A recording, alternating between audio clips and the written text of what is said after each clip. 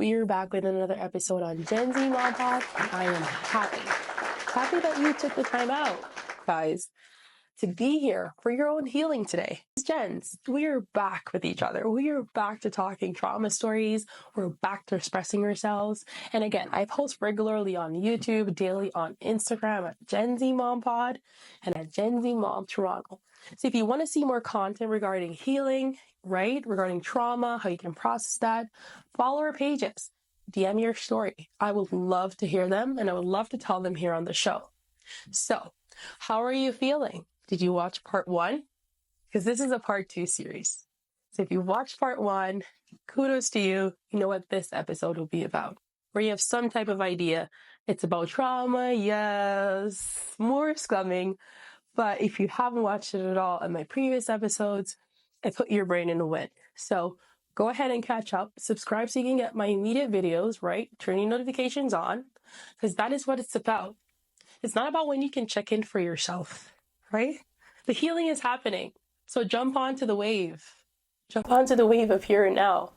Force yourself to get into a routine of healing so that when you're ready to start the process, it comes so naturally, right? And I'm giving these tips and I'm taking them as well, because nothing beats lived experiences. And this is my life, right? Processing trauma, generational trauma to be specific. Actions that I have that I don't know why, right? These are things that we talk about here on the show. That is as real as gets, right? You know, I make up my story. You know, I say I have trauma when you don't have it. You often have lived experience in order to talk from trauma. We really believe so. So here we are, right? I'm on here telling my story through multiple stories at a time. Others DMing their story so that we can get a pinpoint. We can get our views across of different perspective of trauma. And I love that, right? Because here we're a family. We're always open to sharing and to hearing stories and helping each other, because this entire journey, it's not made for the weak. And it's definitely not made to trek alone. So, as I was saying previously, go ahead and catch up on the previous episodes. It talks a lot more about what we're going to be talking about today. With that being said, I'm going to jump into a trauma story, right? A trauma story that reflects a lot of heartache, right? Trigger warning of, think about Cinderella, right? Cinderella and her stepsisters. Well, this is, you know, him growing up in a household, the same type of mentality with his stepmother and, you know, being not treated so well, right? Being abused, right? Being yelled at, being shoved, being, you know, starved, stuff like that. So a lot of trigger warning there, right? And we're going to jump into the story just to see how the writer processed all this while growing up in the Caribbean, right? The writer said he grew up in Dominica. So we're going to hear how he is in Dominica. He says his life is a stepson life. So he entitled the story, My Life as a Stepson. My Life as a Stepson. Oh, yeah, baby. So he said, no, my name Jamar. And from me born, as you hear it, my life never easy. My mother did love me with her whole heart. But my father, he never even did want me. My mother find love again and marry one man when he broke foot. From the day I call him Papa, a pure sufferation start. Him never really was my father. Remember when I did little, you know, but the things that him and my father, the life would have better with this stepfather. My mother always a smile, and I did glad to see her happy. But broke foot, him never like me. From morning till night, he treat me like me a stranger in my own yard. The first time I realized that he not really like me. But it about 6. One day I come from school. My belly a burn me with hungry, you know. I smell the rice and peas, and I say, I'm right one time, boy. The stewed chicken, bubble upon the fire. And you know, so the smell alone like that make you hungry. Before me, yeah, could I even touch the pot? Broke foot look upon me with the eye and say, I will tell us that me I cook for you. He? I found a yarn on my picnic for feed. You're a stray dog around here, so. Oh, fry your song, go. My heart's drop. My mother did it, but she just hang her head. She never said nothing. But know that she really want to talk up, but she feel afraid. Me not blame her. Birdfoot did a wicked, and anybody will know him know that too. You would take you out pan her if she ever say anything. So my God, I'm bed hungry that night at 6 years old. And the night after that, and the night after that. Many times after that, I have to start thief out of the pot when nobody was looking. Remember one time I did hungry so bad, I have a nyamber and water. 1 week I did lucky if I get a little bit of sugar melt it down. All I can think about was why the separation started. What happened? Why am I so not wanted? But the real separation come when my mother gets sick. One day, clear out, she just gets sick. I mean, I have no idea how. She did weak. She started cough all night.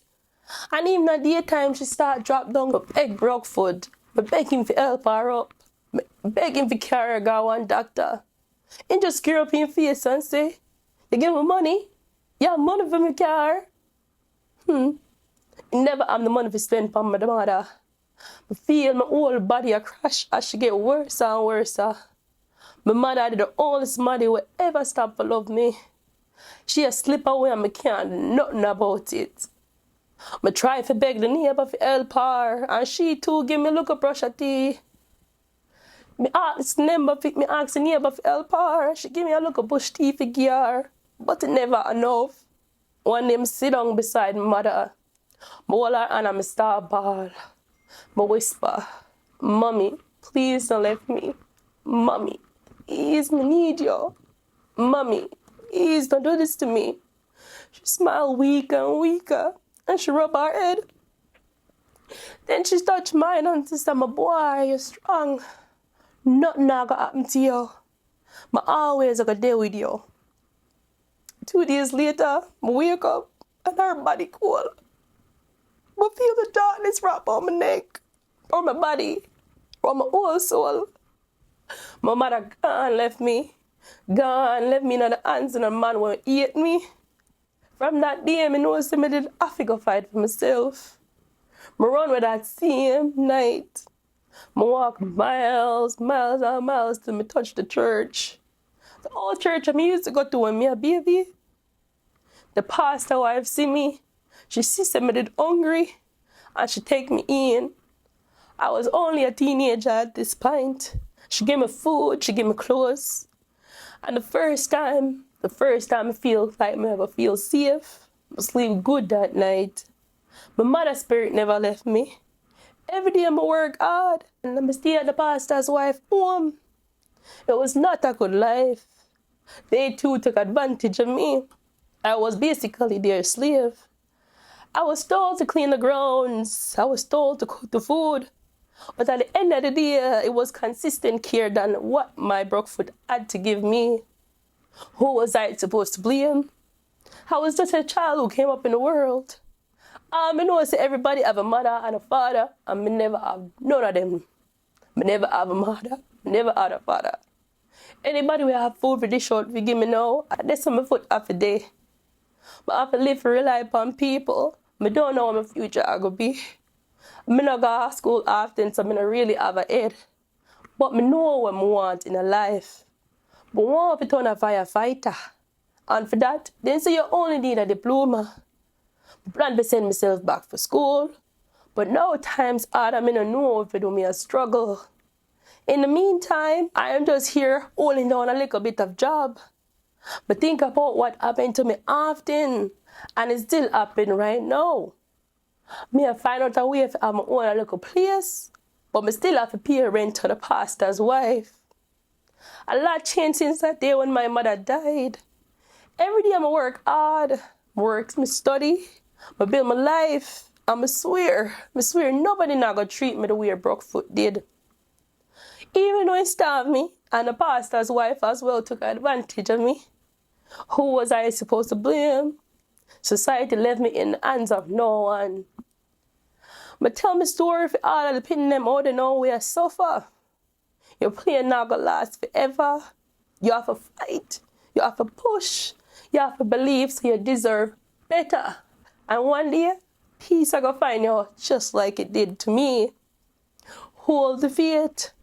Sometimes it's not just hunger. Sometimes it was other abuse as well. I don't want to go into it much further, but all I can say is I know what it feels to starve, to go multiple days and weeks without food, to lose weight and to wear heavier clothing because you're afraid of what your classmates might say to you. I don't know how you lose weight so fast. How come you so skinny so? Jamar, you're just skinny and scrawny so. How you look so? So many thoughts, so many words going through my brain. You can't reply to the bully them. You can't give them the time of day. You are going through your own struggles at home and to be bullied at school as well. There's a lot that goes through the mind of an orphan once you realize you have nobody left. But again, I am going through this currently as an adult as well. There are people that come into my life that I have to find out if they're good for me or not. Even as an adult, you still have to find out who are your people. Now, as I go through life, I'm going to forgive all of the people them. I still work with the pastor wife, but now I look out for all of the children what she have over there. She's not going to do that to nobody else. But I know she have a good heart and she like to give. She just want to control people and make them do more of the work instead of her pitney. But at the end of the day, she was better than Brookfoot. Brookfoot ended up in a car crash and dead a couple of years later. I didn't even go to his funeral. I went to my mother's grave. I tell her I love her and I put flowers on there. I love my mother so much and my father never want me and don't know who he is. But why cry over spilled milk?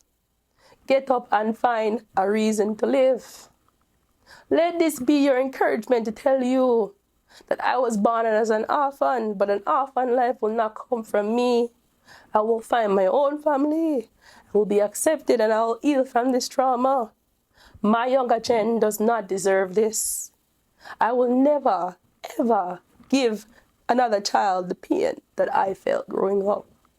So Shane, thank you for having the podcast for me to be able to submit my story. I never told anybody about this story. I never thought it was enough to share. But as I hear other stories as well, trauma come in multiple ways. Thank you for giving me this channel and outlet. I appreciate you, my friend. I try again to read the stories with as much compassion as I can. And I hope you hear it in my voice. Because these stories mean a lot to me. Your word is your law. And I'm here to tell you, right? I'm here to share that law with everybody else, to share how you feel, your perspective, your feelings, right? I want to hug them tight, right? And share them with as much respect as I can. I owe you the due diligence to give your story with emotions, to share with as much compassion as I can. If you think I can do that here with your story in Gen Z Mom Pod, DM anytime. I will be happy to share your story because, again, all of we are going through the same generational problem. The whole of we come from a family in Caribbean where you think, say, yeah, back of people, yeah, do this, yeah, lick people, yeah, do that. Right? It is okay if I forgive you. But I tell us you go out in the real world and one people don't forgive you. Right? It's a person, one person don't forgive you. Right? And then 2, and 3, and 4. You're going to feel like you're isolated. You're going to go around everybody and you're going to really, right, you're going to pinpoint, you're going to do things to them where you not even really know you do. You think you're really being yourself. But then you get offended, right? And then multiple people offended and then who you have around you? Nobody. So me I save you from what happened to me, right? Make sure you say, you go ahead, right? And just see through the relationship. See through your relationships better. Make sure you not make up things in your head. Make sure you're not delusional. Make sure you give people the benefit of the doubt. Make sure you open doors with compassion. Make sure you communicate, with patience. And you be real, with realism. You're not put out the energy where you hope to receive, which you don't like. Because that is not fair. So again, taking the time out to heal yourself, right? And to put in your best foot forward. That is where everything starts. Because can you imagine trauma-free us, trauma-free you, trauma-free me? What that look like? Hey, let me tell my friend, feel like they would have a good life. No. So let we put our best foot forward, no. We make haters them mad. Make it be feel like a secret of healing. But we key when we can. DM a story into my DMs at Gen Z Mom Pod. If you DM your story to me, you think me not gonna reply to you and talk to you? Right? So if you ever DM a story and you feel like saying, oh, hey, I'm gonna see what Sashi perspective is on this topic. I know I've not tried to talk to you. DM your story.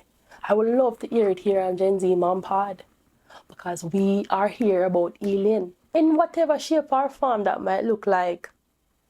We are talking facts. We are talking from experiences. And if you come and you take piece of the healing, right? And you see say it align with you, share it to somebody who you care about. Come here, tell her right now. So more than likely them too can benefit from it. So share to your family and friends and subscribe. Turn the notifications on. Because me dropping bars regularly. Because the healing is needed. My sister 2025, it is a time where people really hugging on to possibilities, hugging on to, future growth, hugging on to, upliftment, motivation.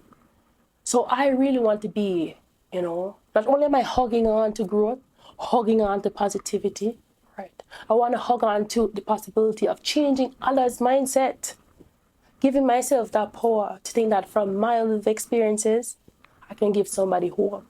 That, my friend, will be healing for me within itself. Thank you so much for taking the time out to join me on Gen Z Mom Pod. I am elated that you're here. I'm elated you're turning your notifications on. I see you. We'll catch you again. See you soon. Bye-bye.